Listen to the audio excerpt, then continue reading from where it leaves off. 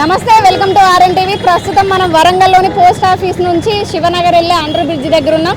నిత్యం రద్దీగా ఉండేటువంటి వాహనాలతో ఎప్పటికీ రద్దీగా ఉండే ఏరియా ఇది. ఇక్కడ మనం చూడొచ్చు అండర్ బ్రిడ్జ్ దగ్గర వాటర్ అనేది ఎలా వచ్చింది, వెహికల్స్ అనేది వెళ్ళలేక ట్రాఫిక్ అంతా కూడా అస్తవ్యస్తంగా ఉంది. ఇక్కడ ఆటోలు కానివ్వండి, టూ వీలర్స్ కానివ్వండి, కార్లు కానివ్వండి, ఎవరైనా సరే చాలా ఇబ్బంది పడుతున్నారు. టూ వీలర్స్ వచ్చేసి పైన ఉన్నటువంటి దాని మీద నుంచి వెళ్తున్నారు.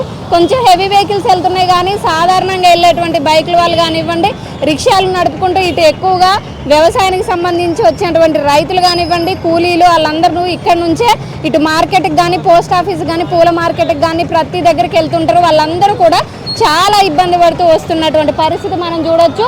అక్కడ ఉన్నటువంటి వ్యవస్థ ఎలా ఉంది చూడొచ్చు. ఇక్కడ డ్రైనేజ్ సిస్టమ్ కానివ్వండి, బయట ఉన్నటువంటి ఎన్నో సమస్యలు, ఇక్కడ నీళ్లు స్ట్రక్ అవ్వడానికి, ఈ వాటర్ ఏదైతే వర్షం పడ్డప్పుడు వచ్చేటువంటి వరద ఇక్కడ వచ్చి స్ట్రక్ అవ్వడానికి ముఖ్య కారణం అవుతుంది. మెయిన్గా ప్రతి ఒక్కరు చెప్పేటువంటి సమస్య డ్రైనేజీలు కరెక్ట్గా లేవు.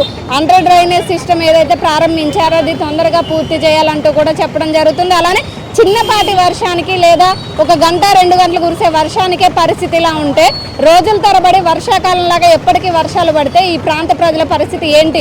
వరంగల్లో ఈ ఒక్క కాలనీయే కాదు, ఇది ఒక్క పరిస్థితే కాదు, ప్రతి చోట ప్రతి కాలనీ వరంగల్లో దాదాపు చాలా వరకు నీట ముంపులోనే ఉన్నాయి ప్రస్తుతం.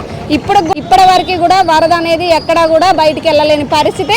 ఒక దగ్గర ఏదైతే వాటర్ వెళ్ళడానికి ప్రత్యామ్నాయం చేస్తుంటే ఎదుటున్నటువంటి కాలనీలు కానివ్వండి, ఇళ్లలోకి, షాపుల్లోకి వరద వస్తుంది. ఇక్కడే కాదు, ఇటుకి కొంచెం దూరంలో ఉన్నటువంటి సంతోషిమాత గుడి అవతల కానివ్వండి, అటు అంటర్ రోడ్డు కానివ్వండి, ఇటు వరంగల్లో ఉన్నటువంటి శివనగర్ కానివ్వండి, అటు మిల్స్ కాలనీ కానివ్వండి, అటు ఎక్కడ చూసినా సరే వరంగల్ నలుమూలలా కూడా చుట్టూ వరంగల్ అంతా కూడా నీటి ముంపులో మునిగుంది. ఇదేనా డెవలప్మెంట్ అంటే? ఏదైతే తెలంగాణలో రెండో రాజధానిగా చెప్పుకొస్తున్నటువంటి వరంగల్ పరిస్థితి ఇది. డెవలప్మెంట్ దేవుడెరుగు, కానీ కనీసం వాళ్ళు ఉండే వసతులకు కానివ్వండి, ఇటు జరిగేటువంటి అస్తవ్యస్తమైనటువంటి పరిస్థితులకి ప్రజలు చాలా ఇబ్బంది పడుతున్నారు.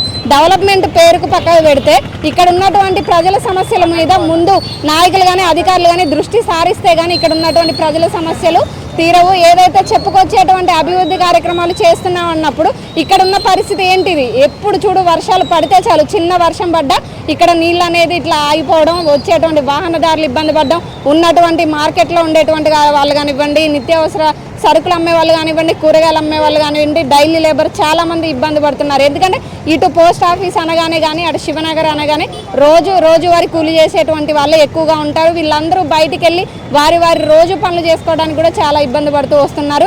గత కొద్ది కాలంగా వర్షాలు లేకపోవడంతో అమ్మయ్య అని ఊపిరి పీల్చుకున్న నగర ప్రజలు ఒక 3 గంటల వర్షం పడే వరకే ఇక్కడ ఇంత ఇబ్బంది పడుతున్నాం అంటూ కూడా చాలా చెప్పుకొని వాళ్ళ బాధ వర్ణనాతీతంగా ఉన్నటువంటి పరిస్థితి మనం చూసాము. ఇది ఒక్కటే కాదు, చాలా కాలనీలు వరంగల్లో పలు ప్రాంతాల పరిస్థితి ఇలానే ఉందని చెప్పుకోవాలి.